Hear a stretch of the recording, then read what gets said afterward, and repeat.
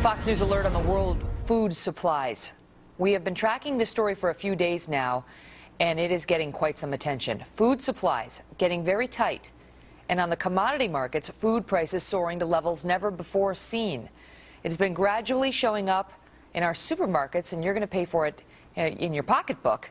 And Fox Business Network's Eric Bolling has been warning about this and now says it could get much worse. We had you on 2 weeks ago with the cornflakes. Yeah, remember this? And it's happening. What exactly is happening globally that is affecting us in our local supermarket? Yeah, we're having like a confluence of bad things going on right now. Our supplies are already low of food, corn, rice, coffee, sugar, wheat. Supplies low. Now we're finding out the USDA tells us that, guess what, the crops that we're expecting to come out in the next, at least the 2 harvests, may be light as well, which means prices are on the rise, all coupled with, I don't know if you watch it, at the bottom of the screen once in a while you'll see an oil price go by, $92 a barrel, $91.48 right now as we speak.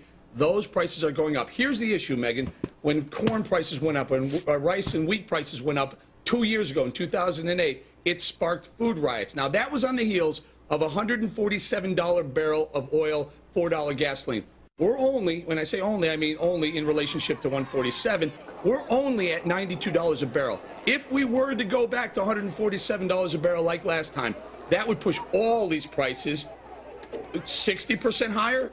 That's a big problem because these prices are high right now on the wholesale level. They're making their way to the supermarket. Go to the supermarket. And the thing is, they're not only talking about higher prices, which is a big enough concern, but they're also talking, the World Economic Forum apparently warning that a rising global population, greater prosperity, are putting unsustainable pressure on resources. And they say, Eric, we could be looking at the specter of shortages, which could lead to social, political instability, geopolitical conflict, and irreparable environmental damage. I mean, this is something that could affect us on many levels. Not could, will affect us. You see this, I'm holding up rice right here because in 2008, when oil went to $147 a barrel, rice prices spiked to $25 per 100 metric tons. They're right now around 20. If we were to see that again last time, the food riots that you saw on the side of the screen a little while ago would pale in comparison this time because people aren't as well off. The last time this happened was on the heels of a very robust world economy. We're not there right now. Megan, they were actually giving out cards, credit cards,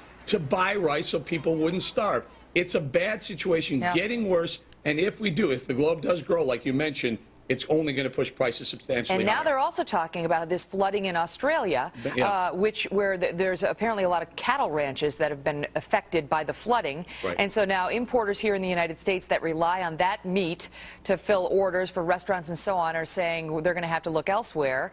And that may cause some problems because, you know, there's been some problems with importing meat from other places like South America. So now Americans could be affected in more ways than they know. Let me show you how these things work. Australia is known for producing 2 things, a lot of meat and also a lot of wool. What happens with the meat? Meat prices rise, they've been going up. Wool prices, what else do you use besides wool as a complementary item or commodity? Cotton. Cotton traded today, the highest it's traded in 147 years of trading, an all-time high. Prices affect each other, so when things like floodings happen in Australia or storms happen elsewhere, they push prices higher, and the bottom line is your grocery bill is going to go up. Yeah, it's all tied together. Eric Bolling, thank you. Thanks.